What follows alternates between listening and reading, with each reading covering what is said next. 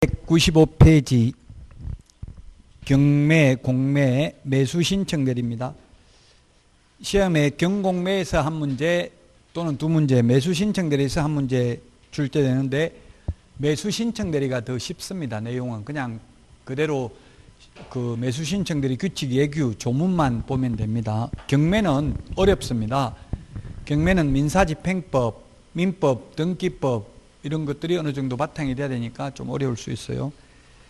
자, 경매라는 건 뭐냐면 경쟁매매입니다. 말뜻은 다수의 매수 희망자에게 매수 청약을 하게 하고 그 중에 가장 높은 가격으로 매수 청약을 한 자에게 매도 승낙을 함으로써 이루어지는 매매계약의 형식을 경매라고 합니다. 자, 그러면 세매각, 양가로 3번 세매각이 있고요. 양가로 4번 재매각이 있는데 세매각, 재매각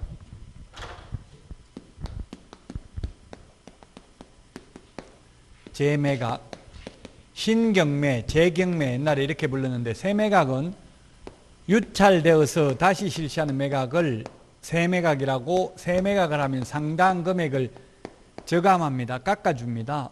근데 재매각은 잔금을 안 낸 경우, 돈을 안 낸 경우에 다시 실시하는데 저감을 하지 않습니다. 즉 깎아주지 않는다는 점이 특징입니다. 세매각은 예를 들면 1억인데 유찰되면 1억 이상 경매라는 게 완전 자유경쟁매매가 아니라 제한경쟁매매입니다. 최저매각 가격을 먼저 정합니다. 1억 이상 써내는 사람 중에서 최고 높게 써낸 사람한테 팔겠다 이렇게 정한다고요. 그러면 1억 이상, 최저매각 가격이 1억인데 1억 이상 써낸 사람이 아무도 없으면 유찰됩니다. 유찰되면 상당한 금액을 저감한다고 20% 또는 30%를 깎아줍니다. 지역별로 다릅니다. 법원이 판단합니다. 깎아주는 금액은. 통상 서울, 경기는 20%, 인천, 대전, 강원도 이런 데는 30% 깎아줍니다.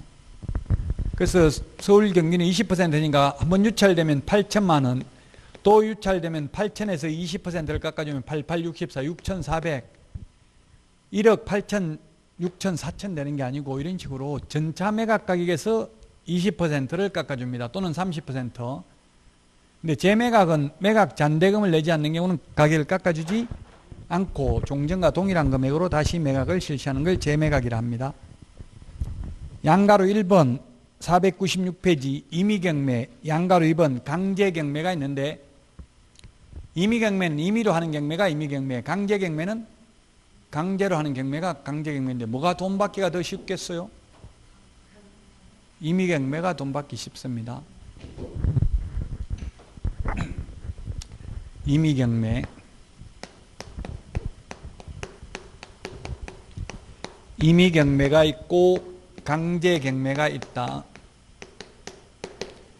임의로 경매를 넘기려면 담보물건이 있어야 됩니다. 그냥 막 넘길 수 있는 게 아니고 담보물건이 있어야 되고 강제경매는 집행권한이 있어야 됩니다. 그래서 전세권의 경우에 전세권자는 전세권 설정자가 전세금 안 내주면 그냥 임의로 경매 넘길 수 있습니다. 근데 임차권의 경우에는 임대인이 보증금을 내주지 않는다고 그냥 바로 임의로 경매 넘길 수는 없고요. 임차보증금 반환 청구 소송을 제기해서 승소 판결문, 그 판결문이 바로 집행권한이죠. 판결문에 의해서 강제경매를 실행할 수 있을 뿐입니다. 그래서 임의경매가 돈 받기 더 쉽다고요. 강제경매 실행, 강제경매를 소송을 진행하는 동안 재산 다 빼돌려버리면 받기가 쉽지 않다는 이야기입니다. 그래서 우리 차용증 받고 돈을 빌려주면 그는 강제경매가 되겠고요. 차용증만 있는 경우는. 근데 건조장 설정 등기하고 돈 빌려줬으면 임의경매가 되겠죠. 그래서 건조장 설정 등기한 게 돈 받기가 더 쉽다는 이야기. 차용증만 받고 돈 빌려준 것보다는.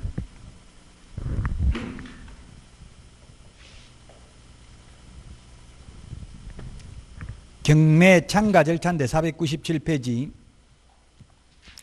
여러분들이 시간이 있으면 시간 내보세요. 한번 인터넷으로 대법원 사이트에 들어가면 대법원 경매 치보면 사이트가 나와요. 거기에서 경매 언제 진행하는지 확인해 보고 지역별로 서울중앙지방법원 같은 데는 거의 매일 합니다. 근데 다른 지역은 거의 매일은 안 해요. 일주일에 한두 번 정도 하거든요.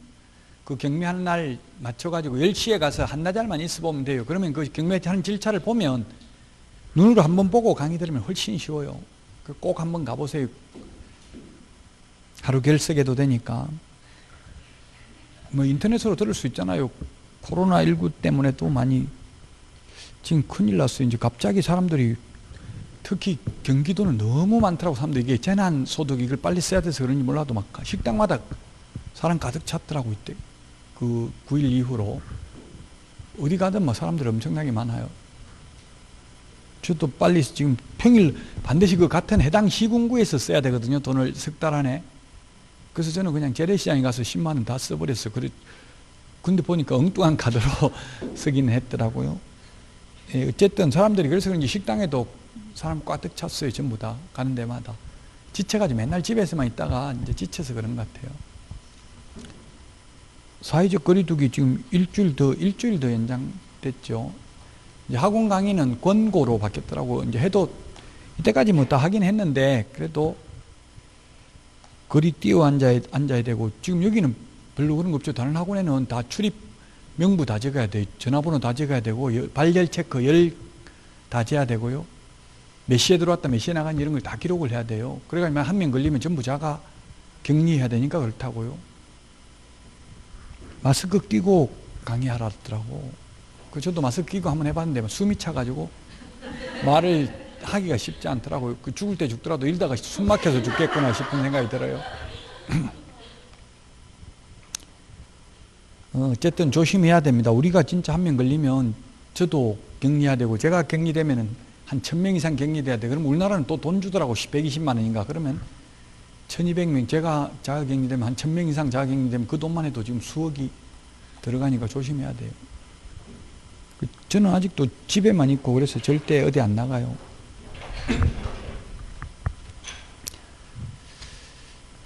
자, 그래서 경매 참가 직접 한번 법원에 가보시라고요.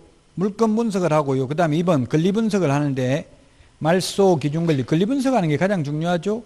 그 다음에 498페이지 그 맨 밑에 박스 소재주의, 소멸주의, 삭제주의가 있고 인수주의가 있습니다. 이게 중요합니다. 권리 분석.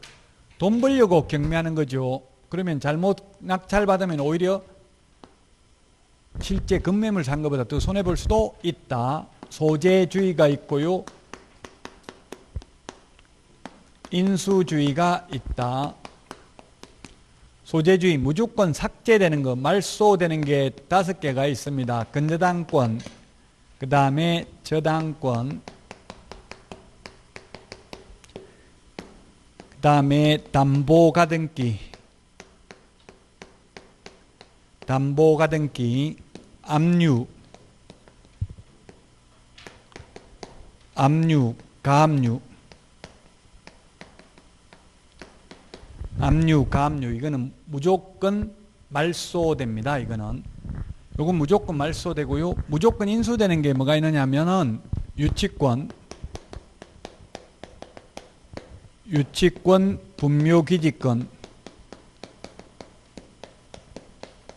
분묘기지권, 법정지상권,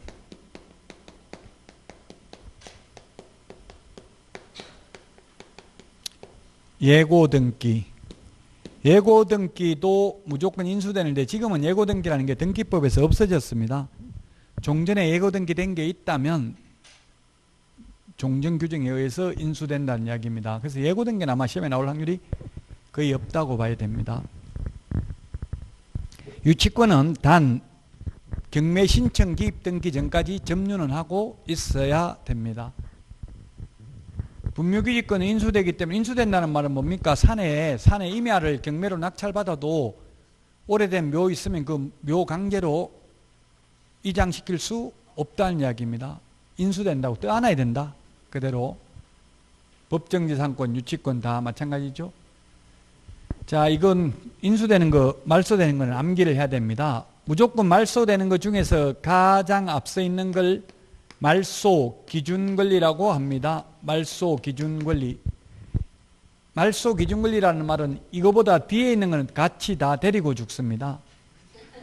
요 말소 기준 권리보다 앞서 있는 거는 인수됩니다. 그러면 인수되는 게 뭐냐면 무조건 인수되는 거 무조건 말소된 권리 뺀 나머지 권리는 이 말소 기준 권리보다 선순위면 인수되고 말소 기준 권리보다 후순위면 말소됩니다. 가장 대표적으로 시험에 나오는 게 전세권과 임차권 두 개가 시험에 잘 나오고요. 이거 말고도 전세권, 지상권, 지역권, 환매 등기, 가처분 등기, 소유권 이전 청구권, 보전 가등기 전부 말소 기준 권리보다 선순위면 인수되고 후순위면 말소됩니다.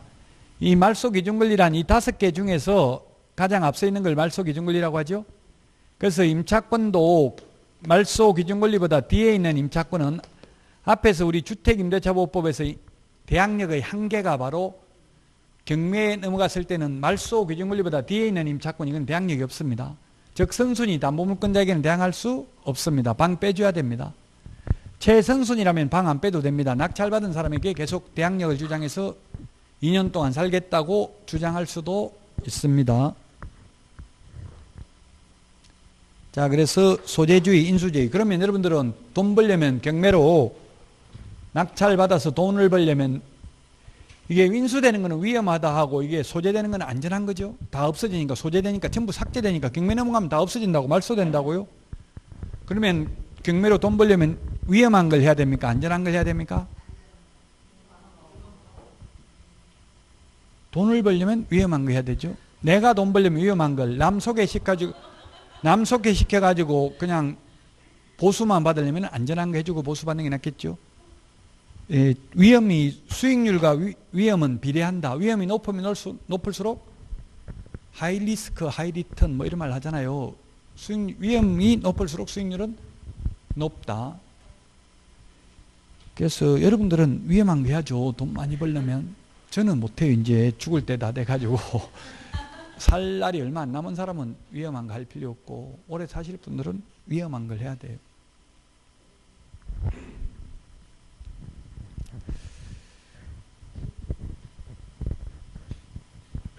(499페이지) 경매 절차입니다. 이 경매 절차 9회 때 딱 한 번 시험에 출제됐어요. 25년 전에. 1997년이니까 거의 25년 가까이 돼가네요. 9회 때 한 번 딱 나왔는데 경매 절차. 시험을 떠나서 경매 절차는 계략적인 거는 파악하면 됩니다. 맨 먼저 양가로 1번 채권자가 경매 신청합니다. 돈 받을 사람이. 그럼 양가로 2번 법원에서 경매 개시 결정을 하고 송달을 합니다. 채무자에게 송달해 줍니다. 그리고 압류 등기를 합니다. 자, 그 다음에 동그라미 4번 배당 요구의 종기일 결정 공고를 합니다. 이 배당 요구 종기일까지 세입자들은 등기 안 된 임차권은 배당 요구를 해야 배당받습니다. 최우선 면제, 우선 면제 받으려면. 배당 요구의 종기가 지난 뒤에는 배당 요구할 수도 없고 후순위 권리자를 상대로 부당이득을 청구할 수도 없습니다. 권리 위에 잠자는 자는 보호받지 못합니다. 양가로 3번 물권 현황조사 및 감정평가 명령을 합니다. 집행관으로 하여금 물권 현황조사를 하게 하고 감정평가사로 하여금 평가를 하게 해가지고 그 500페이지 평가 금액을 기준으로 최저매각 가격을 정합니다. 자, 이거 1억부터 경매 시작합니다. 이렇게 해가지고 이제 가장 높게 써낸 사람에게 파는 게 경매가 되겠습니다. 양가로 4번 매각기일, 매각 결정기일 지정 공고인데 그 맨 마지막에 최초 매각기일은 공고일로부터 14일 이후로 결정한다. 이 말은 뭐냐면 오늘 매각 공고 나와가지고 내일 경매한다라고 하면 권리분석할 시간이 없잖아요. 권리분석하고 시세도 파악하고 알아봐야 되잖아요. 그럼 최소한 2주 후에 우리 책에는 14일이라고 되어 있는데 법조문에 2주라고 되어 있어요. 2주나 14일이나 뭐 같은 말이죠. 그 바로 경매 실시하면 안 된다는 이야기입니다. 2번 매각 결정기일인데 매각 결정기일은 매각기일로부터 일주일 이내로 지정하여 공고한다. 이렇게 되어 있어요. 법조문. 일주일이나 7일이나 같은 말이죠. 그래서 매각 결정기일은 매각기일로부터 일주일 7일 이내입니다. 그래서 이때 매각 결정기일까지 농지의 경우 농지 취득 자격증명을 제출해야 매각 허가 결정이 납니다. 매각 불허가 결정이 난다고요. 농지취득자격증명 제출 안 하면 매각 허부 결정, 허가 또는 불허가 결정하는 걸 매각 결정기일이라고 합니다. 매각기일 날 뭘 하냐면 파는 날 최고 높게 쓰는 사람 1등을 뽑아요. 가장 비싸게 사겠다는 사람을 뽑아가지고 일주일 안에 이제 허가 또는 불허가 결정을 한다고요. 이해관계에 있는 의견을 듣고. 자, 그 다음에 양가 5번 매각 물건 명세서 작성 비치입니다. 일주일 전까지 매각기일 일주일 전까지 법원에 비치하여 일반인이 열람할 수 있도록 해야 됩니다. 매각 물건 명세서. 그러니까 한번 법원에 꼭 좀 가보시라고요. 자, 그 다음에 양가로 6번 경매 관련 서류 열람은 누구든지 할 수 있고요. 그 다음에 매각기일 날 매각을 실시하는데 입찰 개시 선언 후 1시간 동안 입찰 기록 열람이 가능하다. 이건 무슨 말이냐면 매각 시험에 나온 적은 없습니다. 입찰 개시 선언 후 1시간 이내에는 입찰을 마감하지 못합니다. 즉 보통 한 9시부터 아니면 10시부터 지역별로 조금 다를 수 있어요. 9시부터 경매를 실시하면 9시에 집행관이 들어가지 마이크 잡고 자 지금부터 입찰 실시합니다 해놓고 한 명 입찰 갖다 봉투에 입찰을 어떻게 하냐면 편지 봉투에다가 그 보증금 넣고요. 그 노란 대봉투에다가 입찰표 적어가지고 반으로 접어가지고 앞에 투명한 투표함처럼 돼 있어요. 함에다 갖다 넣으면은 이제 그게 입찰인데 나중에 1시간 지나고 나서 개찰 봉투 뜯어가지고 누가 얼마 써냈는지 불러요. 그 중에서 가장 높게 써낸 사람이 최고가 매수 신고인 1등이 되는 거예요. 근데 1시간이 지나기 전에는 입찰을 마감하지 못하는데 한 명 하자마자 바로 자, 더 이상 살 사람 없죠. 더 이상 써낼 사람 없죠. 끝냅니다. 이렇게 하면 안 된다고. 최소한 1시간은 기간을 줘야 돼요. 시간을. 그래서 진짜 입찰할 사람들은 거의 10시, 9시부터 시작하면 9시 반 이후에 옵니다. 9시나 10시부터 많이 하거든요. 10시부터 하면 10시 반 이후에 온다고요. 진짜 입찰할 사람은. 왜? 1시간이 지나기 전에는 마감하지 못하니까. 자, 501페이지 매각 방식은 3가지가 있다. 매각 방식은 3가지 방법이 있습니다. 메뉴에 보니까 호가 경매, 기일 입찰, 호가 경매,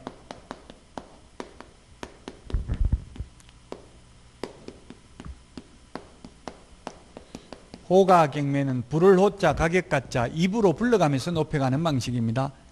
한 명이 1억 하니까 옆에서 1억 1천, 나는 1억 2천, 1억 3천 써내겠다. 1억 4천 써내겠다. 이렇게 자꾸 올라가는 게 호가 경매입니다. 기일 입찰은 호가 경매하고 똑같은데 이거는 문서로 입찰표를 문서로 써낸다는 점이 차이점입니다. 둘 다 하루 만에 최고가 매수 신고인 1등을 뽑는 것은 똑같습니다. 근데 기간 입찰은 하루 만에 끝나는 게 아니라 입찰 기간을 일주일 이상 한 달 범위 내에서 입찰 기간을 주고 입찰 기간이 끝나고 나면 일주일 안에 매각기를 정해서 매각하는 방식이 기간 입찰입니다. 기간 입찰의 가장 큰 장점은 누가 얼마 써냈는지 모릅니다. 등기우편으로 집행관 사무실로 보내면 됩니다. 입찰표를. 그래서 완벽하게 비밀이 보장되어 높은 가격으로 매각을 유도할 수 있는 장점은 있는데 반해서 기간이 오래 걸리니까 연체이자가 많이 늘어나니까 비용 부담이 많다는 점에서는 또 단점이 되겠습니다. 지금 현재는 거의 기일 입찰이 99%입니다. 호가 경매는 하지 않고 있습니다. 현실적으로. 시험에 나오면 3가지 방식입니다. 시험에 2가지 방식 해가지고 X입니다. 현실적으로는 2가지 방식이에요. 왜? 호가 경매를 안 하니까. 근데 이론적으로는 3가지 방식이라고 해야 됩니다. 호가 경매를 해보니까 어떤 폐단이 있냐면 법정에서 입으로 부르니까 옆에 조폭들이 머리 빡빡 깎고 양복 입고 와가지고 입을 쳐다보면서 너 입 한 번만 더 움직이면 입을 찢어버리겠다 이렇게 하니까 무서워가지고 입을 못 움직이고 다음에 너한테 기회 줄 테니까 이번에는 양보해라 이런 식으로 하다 보니까 굉장히 불공정한 입찰이 됐다는 이야기입니다. 그래서 이제 말로 하는 거 기일 입찰은 폐지됐다가 경매법에서 있다가 민사소송법에서 폐지됐다가 2002년 민사집행법에서 다시 신설됐어요. 그래서 호가경매는 부동산에 대해서는 실시하지 않고 유체동산에 대해서 실시합니다. 전두환 전 대통령 회고록을 읽어보면 자기 진돗개 20만 원에 낙찰됐다. 그래서 이웃집, 착한 이웃집 사람이 그 호가경매 입으로 불러가면서 높여가는 방식이라고요. 그렇게 해서 20만 원 낙찰받아가 다시 자기 키우라고 줬다. 이렇게 적어놨더라고요. 지금 현재 연희동 집도 낙찰됐죠. 50억인가 낙찰됐잖아요. 감정가가 100억이 넘는데 50억에 낙찰됐는데 공매로 지금 명도 소송을 안 하고 있어요. 낙찰받은 사람이. 또 낙찰받아가지고 그냥 살아라고 준 건지 그거는 알 수가 없죠. 어쨌든 1년이 넘었는데도 지금 나가라고 하지는 않더라고요.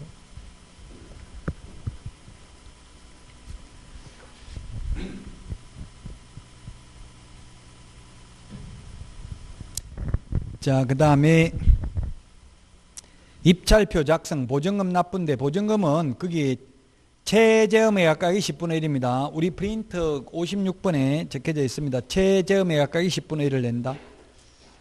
그 다음에 동그라미 2번 최고가 매수 신고인 및 차순위 매수 신고인 결정입니다. 최고가 매수 신고인을 최고 높게 써낸 사람이 최고가 매수 신고인이고 차순위는 2등을 한 사람이 차순위인데 시험에 이런 게 나온 적이 있습니다. 최저매각 가격이 2억인데 1등을 하려고 2억 5천만 원을 써냈다.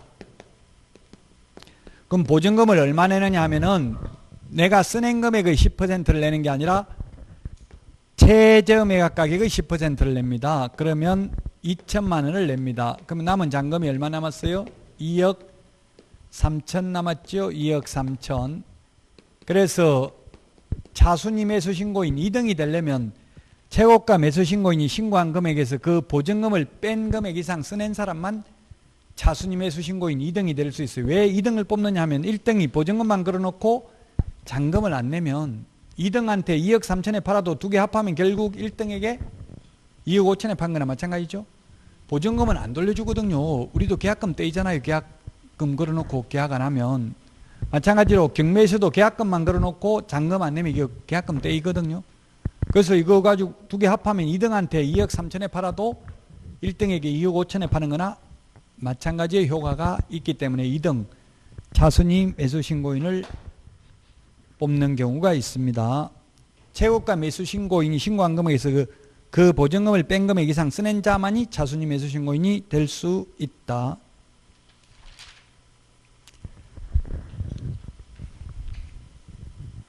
자, 그 다음에 502페이지 맨 위에 양가로 8번 매각 결정기일은 매각일로부터 일주일 7일 이내에 기간을 정해서 매각 허부 결정을 합니다.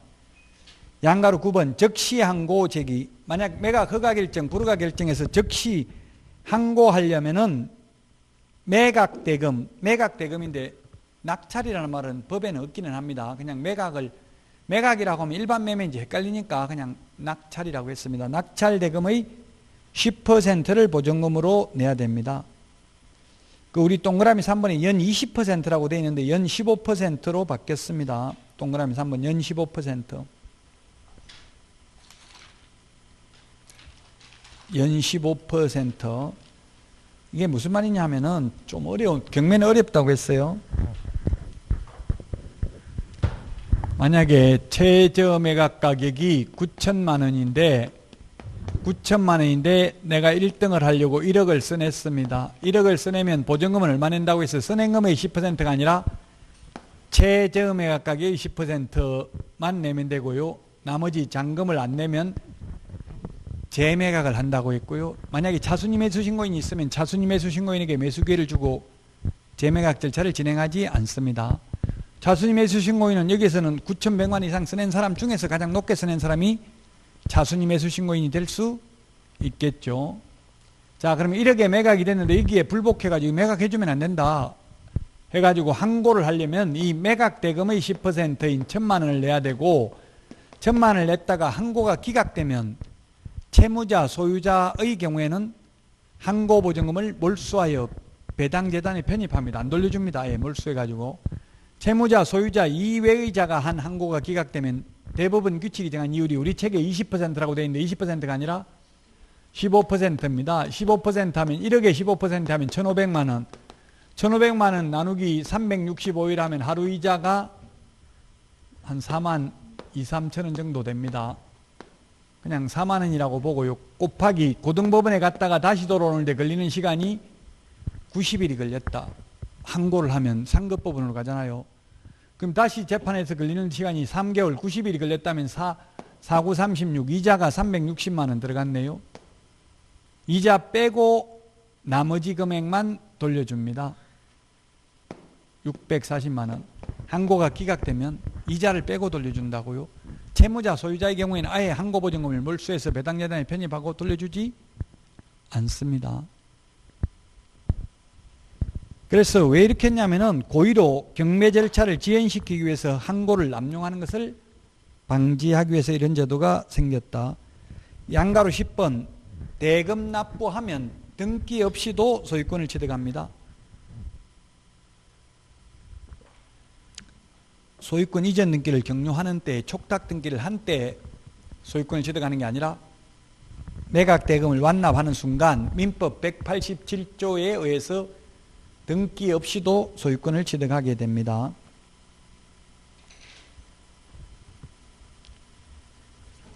자, 그 다음에 양가로 13번 503페이지 부동산 인도명령 명도소송인데요. 인도명령은 동그라미 1번 대금 납부 후 6개월 이내만 인도명령이 가능합니다. 6개월 넘으면 명도소송해야 됩니다. 인도명령은 별도의 소송 절차 없이 판사한테 인도명령 신청하면 판사가 인도명령서를 교부해주면 곧바로 강제집행이 가능합니다. 근데 명도소송 하려면 또다시 소송기간도 2, 3개월 걸리고 소송비용도 최소한 2, 300만 원 이상 들어갑니다. 근데 공매, 한국자산관리공사 공매의 경우에는 인도명령 제도가 없습니다.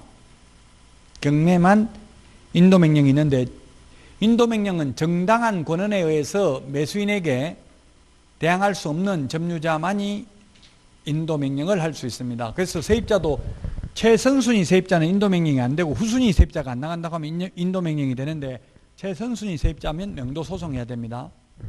정당한 권한에 의해서 매수인에게 대항할 수 없는 경우만 인도명령을 할 수 있습니다.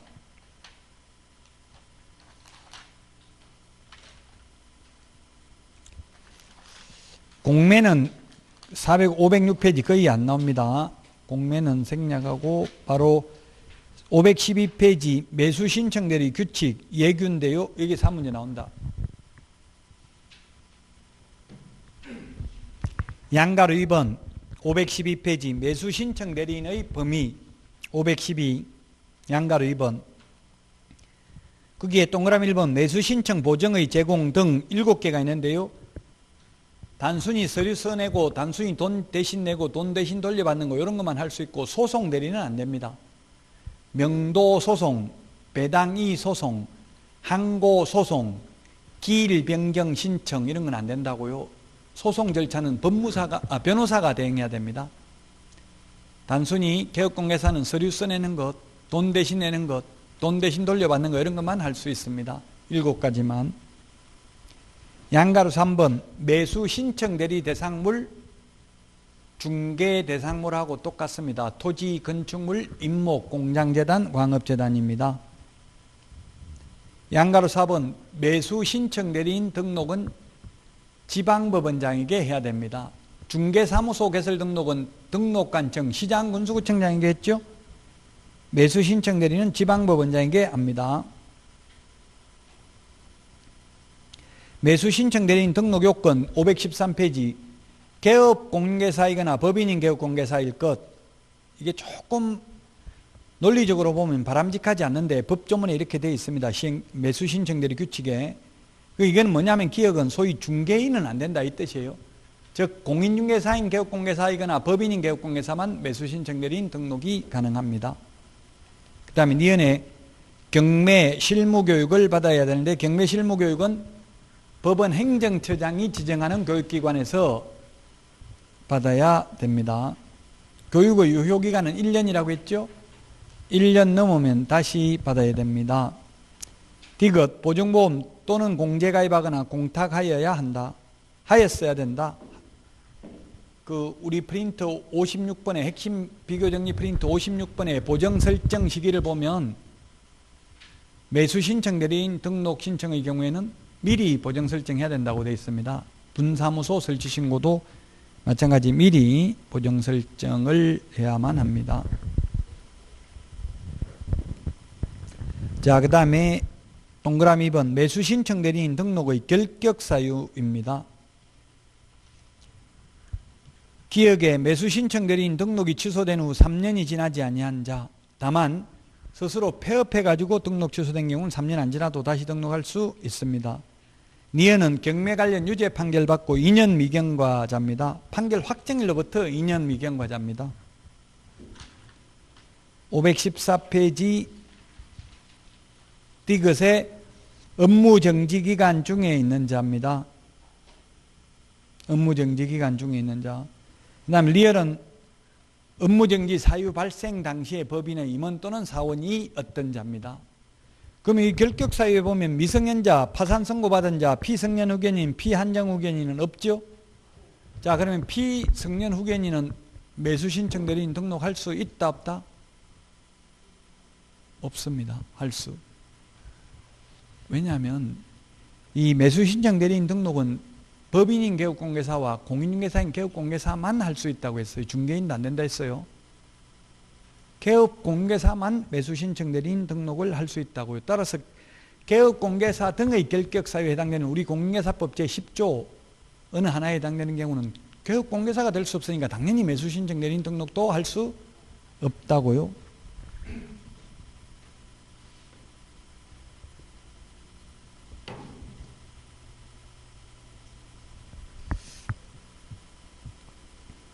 자, 그 다음에 동그라미 3번입니다. 등록증 교부 및 재교부인데 지방법원장이 등록증을 교부합니다. 우리 공인중개사법에서는 등록관청이 되겠죠.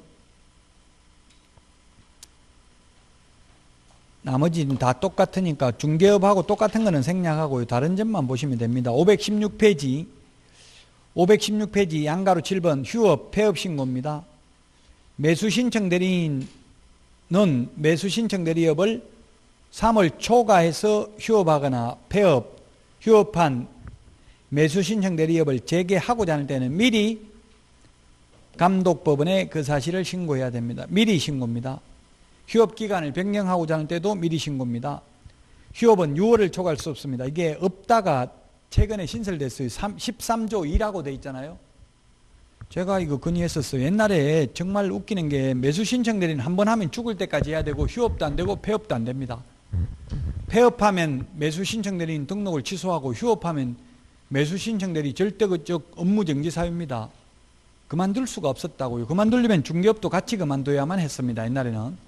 근데 지금은 매수신청 대리만 휴업하거나 폐업할 수도 있습니다. 양가로 8번 명칭의 표시 등입니다. 동그라미 2번이 시험에 잘 나옵니다. 개업 공인중개사는 매수신청 대리인 등록이 취소된 때에는 사무실 내 외부에 매수신청 대리 업무에 관한 표시 등을 제거해야 되며 업무정지 처분을 받은 때에는 업무정지 사실을 당해 중개사무소의 출입문에 표시해야 한다. 중개업의 경우에는 업무정지 당해도 출입문에 표시하라는 말이 없습니다. 매수신청 대리는 업무정지 됐으면 업무정지 됐다고 출입문에 표시해야 됩니다. 양가로 1번 대리행위의 방식입니다. 개업공개사는 대리행위를 하는 경우 각 대리행위마다 대리권을 증명하는 문서, 본인의 인감증명서가 첨부된 위임장과 매수신청 대리인 등록증 사본을 제출해야 됩니다. 다만 같은 날 같은 장소에서 동시에 대리행위를 하는 경우에는 하나의 서면으로 가름할 수 있습니다. 인감증명 제출하는 것은 여기밖에 없습니다. 개인이 인감증명 제출하는 경우는 공인중개사법이나 부동산거래 신고 등에 관한 법률에서는 인감증명서 제출하는 경우 전혀 없습니다. 매수신청들이 규칙에 있습니다. 자, 그 다음에 517페이지 사건카드 작성, 보존, 인장 사용입니다. 매수신청 대리 사건 카드 5년 보존해야 됩니다. 3번 매수 신청 대리 양가로 3번 매수 신청 대리 대상물 확인 설명서도 5년 보존해야 됩니다. 동그라미 2번에 보면. 그 다음에 양가로 4번 매수 신청 대리 보수 영수증입니다. 보수 영수증. 동그라미 1번에 보면 보수로 다 받겠죠. 수수료가.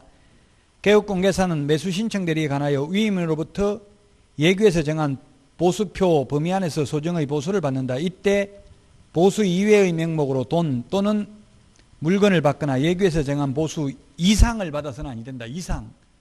동그라미 해놓으세요. 이상. 시험에 나온 적은 없는데 이게 이상이 논리적으로 보면 X입니다. 초과해서 받으면 안 된다고 해야 되죠. 법정 보수 이상 받으면 안 된다. 이 말은 법정 보수가 100만 원이면 100만 원도 받으면 안 된다는 이야기잖아요. 이상은 그 숫자 포함이니까. 제가 초과로 바꿔달라고 했는데 알았다고 해놓고 지금 안 바꾸고 있어요. 이렇게 이상으로 돼 있어요. 이상. 지금은 논리적으로 보면 모순이라는 이야기예요. 그 시험에 이상이라고 나와도 X라고 하면 안 됩니다. 이렇게 악법도 법이라고 이렇게 돼 있으니까 명문 규정으로. 518페이지 예규에서 정한 보수 시험에 나온 적은 없습니다. 양가로 5번은. 참고로 보겠습니다. 동그라미 1번 상담 및 권리분석 보수 50만 원입니다. 물론 우리 핵심 비교 정리 프린터 52번에 보면 정리되어 있습니다. 4개 이상 동그라미 기억 부동산의 일괄 매각의 경우에는 3개 초과하는 것부터 1부동산당 5만 원 범위 안에서 상한선을 정해갈 수 있고요. 동그라미 2번 매수 신청 대리 보수는 매각 허가 결정이 확정되어 매수인이 된 경우에 감정가 1% 또는 최저 매각 가격의 1.5% 범위 안에서 낮은 금액이 아니라 합의입니다. 높은 금액 받아도 됩니다. 이것도 원래 낮은 금액이라고 했었어요. 처음에 입법 예고됐을 때. 그래서 제가 건의했어요. 말이 안 된다. 낮은 금액 하면. 근데 이거는 높은 금액 받아도 됩니다. 근데 오늘 한 것 중에서 낮은 금액이 3개가 있었습니다. 월차임 전환율, 주택의 경우 기준금리, 1할 또는 기준금리 더하기 3.5% 중에서 낮은 비율을 초과할 수 없고, 상가는 1할 2푼 또는 기준금리 곱하기 4.5배 중에서 낮은 비율을 초과할 수 없고, 권리금 회수 기회를 보장받지 못해가지고 손해가 발생한 경우에 손해배상액은 새로운 임차인이 지급하려는 권리금 액수와 현 임차인의 권리금 평가액 중에서 낮은 금액을 초과할 수 없다. 그런데 매수 신청 대리 보수는 최저 매각 가격의 1%, 최저 매각 가격의 1.5% 또는 감정 가격의 1% 중에서 낮은 금액을 받을 수 없는 게 아니라 높은 걸 받아도 된다. 합의가 되면. 감정 가격이 1억입니다. 그러면 처음에 1억으로 했다가 그 다음부터는 유찰된다고 했잖아요. 그 다음부터 최저 매각 가격은 8천 되고요. 또 한 번 더 유찰되면 최저 매각 가격이 6,400으로 돼요. 그러면 낮은 걸 받는다고 하면 어떻게 되겠어요? 무조건 개업공개사들은 높게 낙찰받게 만들 수밖에 없죠. 중개보수만, 매수 신청들이 보수 많이 받으려고. 그래서 높은 금액 받아도 됩니다. 자, 그 다음에 동그라미 3번 실비는 30만 원 범위 안에서 당사자 합의에 의해서 받을 수 있는데, 원거리 출장비, 원거리 교통비는 받을 수 있는데 등기사항 증명서 비용과 근거리 교통비용은 동그라미 니은에 3번에 동그라미 니은은 받을 수 없습니다. 실비로. 519페이지 양가로 2번에 그 박스 안에 2번 중개업을 휴업 또는 폐업한 경우입니다. 양가로 2번 이런 경우에는 그 사유가 발생한 날부터 10일 이내에 지방법원장에게 신고한다고 되어 있죠. 중개업을 휴업한 경우 또는 폐업한 경우에는 사후 10일 이내에 신고입니다. 근데 앞에서 매수 신청 대리를 휴업하고자 하는 경우 미리 신고해야 된다 했죠. 3월 초과해서 매수 신청 대리 휴업하고자 하거나 폐업하고자 하는 경우는 미리 신고인데, 중개업을 휴업하거나 폐업하는 경우에는 사후 10일 이내에 지방법원장에게 신고해야 됩니다. 금지행위입니다. 금지행위. 2번, 3번이 금지행위 한 번씩 출제됐습니다. 2번 매수 신청 대리인이 된 사건에 있어서 매수 신청인으로서 매수 신청을 하는 행위. 3번 동일한 부동산에 대하여 이해관계가 다른 2명 이상의 대리인이 되는 행위. 안 됩니다. 경매는 1등 1명만 낙찰받잖아요. 최고 높게 서낸 사람 1명만 매수할 수 있죠. 매수인이 될 수 있죠. 그래서 2명한테 내가 낙찰받아 줄게 하고 상담 및 권리분석 보수만 50만 원 받아먹고 하면 안 된다고요. 남자가 2 여자한테 당신만을 사랑한다. 그렇게 하면 돼요, 안 돼요? 그거 사기예요. 근데 부부 세계에서는 그렇게 하더라고. 남자가 보니까 자기 부인한테도 사랑한다 하고 또 젊은 여자 밖에서 또 바람 피고, 그러니까 부인한테는 그러더라. 참 난 사랑한 건 아니다. 그냥 다른 여자는 사랑은 안 했다더라고. 그냥 바람만 피웠지. 두 사람을 동시에 사랑하기는 힘들어요. 불가능해요.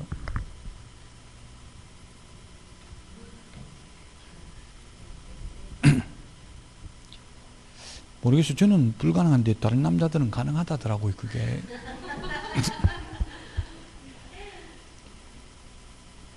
자, 어쨌든 두 사람에게 내가 낙찰받아 줄게, 1등 시켜줄게 하면 안 된다고요. 분명히 1명, 1등 1명만 뽑으니까. 자, 그 다음에 지도감독입니다.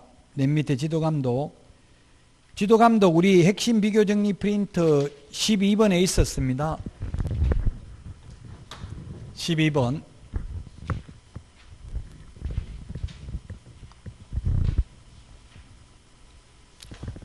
우리 프린트 12번에 보면 지도감독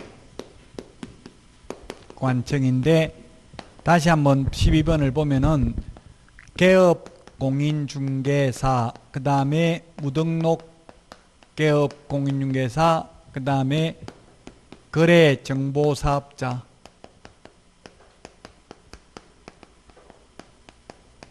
거래정보사업자에 대한 지도감독은 국토교통부 장관, 시도지사,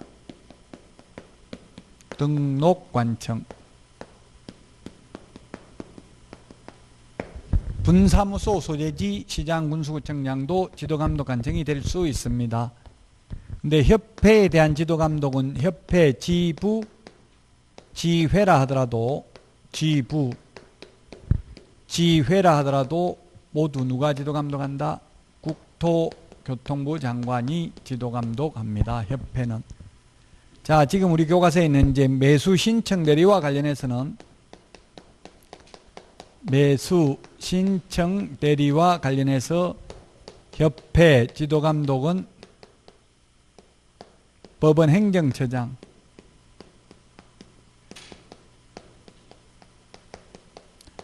법원 행정처장이 지도감독합니다. 매수 신청 대리와 관련해서 협회 시도지부와 매수 신청 대리인 등록을 한 개업 공인중개사에 대한 지도감독은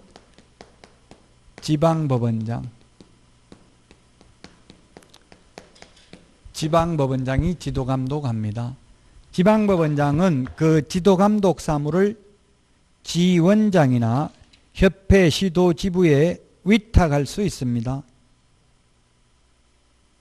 이를 위탁받은 지원장과 협회 시도지부는 520페이지 그 실시 결과를 지체 없이 지방법원장에게 보고해야 됩니다. 지체 없이 보고 우리 핵심 비교정리 프린트 50번에 나와 있습니다.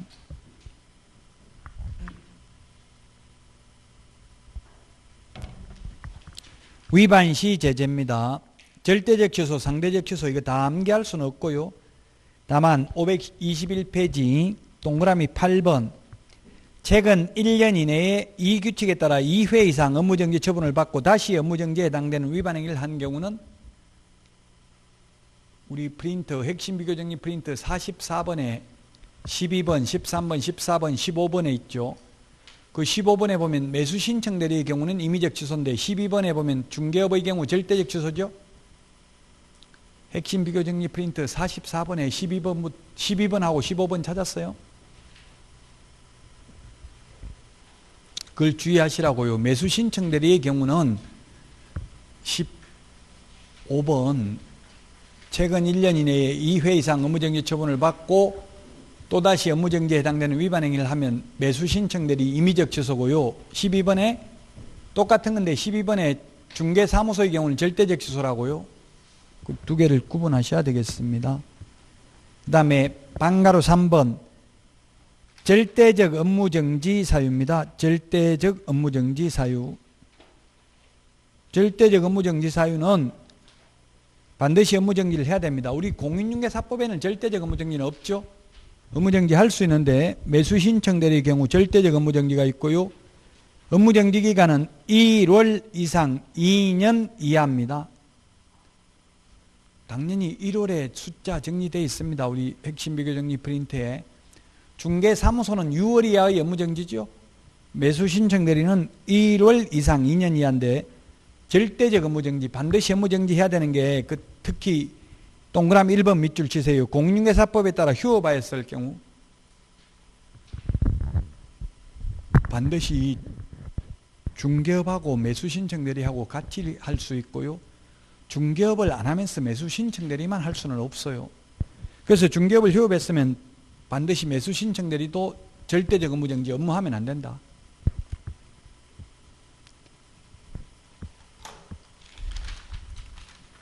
자, 그 다음에 522페이지.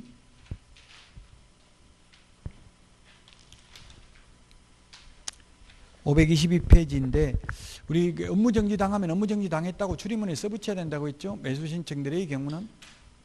중개업의 경우 써붙이라는 말이 없고요. 그 다음에 522페이지 민감정보의 처리인데,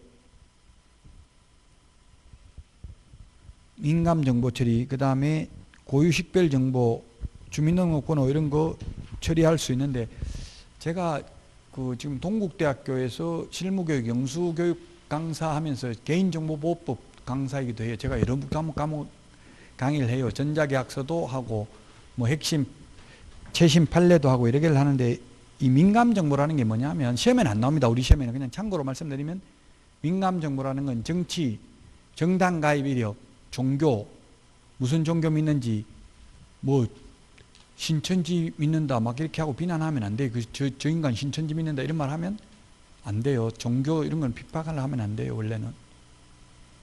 그래서 어쨌든 종교 이력이라든지 뭐 사입이다, 사입이 이건 판단하는 거 쉽지 않아요. 사입이라는 거는 종교단체가 자기들끼리 세력이 크면 정통이고 세력이 없으면 사입이라고 하고 있어요. 어떻게 보면. 제가 이런 말 하는 것 자체도 논란의 여지가 있는데, 예를 들면 미국에서는 베프티스트, 침례교가 정통이 최고 많잖아요. 사람이 침례교가. 우리나라는 침례교가 많은 게 아니라 장로회가 최고 많죠. 그래서 이런 거는 좀 논란의 여지가 있어요. 신천지가 뭐 사단이, 뭐 이단이다 아니다 이런 거 말하기 좀 힘들어요. 어쨌든 이런 괜히 말했네. 이게 이 종교 말 자체를 꺼내면 안 된다고. 이게 민감정보라고. 종교와 관련되는 것. 사상, 신념, 그 다음에 교도소 수감 이력, 뭐 예를 들면 정신병원에 갔다 온 이력, 이런 게 전부 다 민감정보입니다. 이런 민감정보는 법령에 규정 없이 수집, 처리, 가공하면 5년 이하의 징역이나 5천만 원 이하의 벌금이에요. 개인정보보호법에서. 개인식별 정보도 마찬가지예요. 개인식별 정보가 뭡니까? 주민등록번호, 운전면허, 여권번호, 외국인 등록번호거든요. 이것도 법령에 규정 없이 수집, 처리, 가공하면은 5년 이하의 징역이나 5천만 원 이하의 벌금이에요. 아마도 이번에 뭐 박사방인가 뭐에 보니까 어떤 뭐 공익요원, 공무원이 주민등록 임의로 유출해가지고 어디다 제공하고 이런 거 나오죠? 그런 거는 개인정보보호법 위반으로도 거의 5년 이하의 징역이나 5천만 원 이하의 벌금이에요, 최소한. 근데 우리 개업공개사들은 계약서 작성하면서 신분증 보자고 해도 됩니다. 개인정보 제공 동의하냐, 이게 동의서 안 받고 그냥 보자고 해야 돼요. 왜냐하면 우리 공인중개사법에 매도인이 맞는지 신분증 제시 요구할 수 있다는 말이 있고요. 또 거래계약서에 거래 당사자 인적사항, 주민등록번호 적으라고 되어 있거든요, 법에. 그래서 여러분들은 굳이 현업에 가셔서 개인정보 제공 동의합니까? 동의서 써주세요 할 필요 없어요. 다만 그 받은 정보를 제3자에게 제공하려면은 받아야 되고요. 이런 건 지금 시험에는 안 나옵니다. 참고로 이제 끝났기 때문에 말씀드리면 또 하나, 예를 들면 여러분들이 사무소를 권리금 받고 다른 사람한테 넘기면, 고객관리 명단도 넘기면 그런 경우는 명단 넘겼다, 고객 정보를 넘겼다 이거 알려줘야 돼요. 원칙적으로는. 판 사람이 알려주든 아니면 산 사람이 매수인이 알려주든 알려줘야 돼요. 원칙은. 그래서 우리 메일 같은 거 보면 요즘 개인정보보호법에서 많이 오잖아요. 뭐 어디 정보 다시 동의해라 뭐 이런 거 오죠. 그 시험에는 나오지 않습니다. 자, 523페이지 마지막 문제 풀어보고 마치도록 하겠습니다. 523페이지 매수 신청 대리와 관련해서 옳은 것입니다. 1번 중개사무소 개설 등록하지 아니한 공인중개사로도 매수 신청 대리인 등록할 수 있다. 예, 반드시 중개업하고 같이 할 수 있다고 했죠. 그것도 중개인은 소위 부칙개업공개사는 매수 신청 대리인 등록이 안 된다. 여러분들이 또 문제 풀면서 실력이 향상되고요. 지금은 다 뒤죽박죽이 돼가지고 뭐가 뭔지 하나도 몰라야 정상이라고요. 아직도 문제 풀고 할 시간이 많이 남아있다고요. 그러니까 걱정하지 말라고. 이건 최소한 70점 이상은 나오고요. 수업만 다 듣고 조금만 내드린 프린트 2장만 보면 80점을 받을 수 있어요. 그 2장만 다 기억하면. 이 인터넷에서는 이게 제 프린트를 깨밭이라 하더라고. 깨가 들어있다고. 안에 고소한 깨가 참기름 들어있다고요. 계속 짜야 된다고. 제가 표현한 게 아니라 다른 학생들이 그렇게 해놨더라고. 이 깨밭인 줄 미처 몰라서 죄송합니다. 이런 거 연락 많이 와요. 스타벅스 커피 이런 것도 보내주고 이렇게 하더라고요. 요즘은 카카오톡 토스에 있어가지고 요즘은 뭐 저한테 보내라는 거 아니에요. 토스는 그 계좌번호 몰라도 돈 보낼 수 있는 게 있더라고요. 토스가 있죠. 그러니까 그럼 토스는 받는 사람이 자기 계좌를 받고 싶은 계좌를 다시 입력하더라고요. 저도 모르는 사람한테 토스로 돈 받아봤어요. 그럼 누가 보냈을까 이렇게 했는데 보니까 그 이제 제가 받고 싶은 계좌로 다시 계좌번호를 입력하면 되더라고. 토스에. 그럼 토스에서 바로 토스가 지금 급성장하고 있대요. 그 경력사원 뽑는데 연봉 2배씩 준대. 전직 회사에서 받던 금액. 토스에 취직해보세요. 여러분들도. 앞으로 아마 이 토스 기능이 활성화되면 일반 은행들 살아남기 쉽지 않을 거예요. 지금 막 계좌번호 다 적어야 되잖아요. 토스는 계좌번호 없이 그냥 전화번호로 바로 송금이 된다고요. 동그라미 2번 매수 신청 대리인으로 등록된 개업공개사는 매수 신청 대리 행위를 함에 있어서 매각 장소 또는 집행법원의 중개보조원을 대리하여 출석하게 할 수 있다. 소속 공개사를 대리해서 출석하기는 할 수 있어요? 없어요?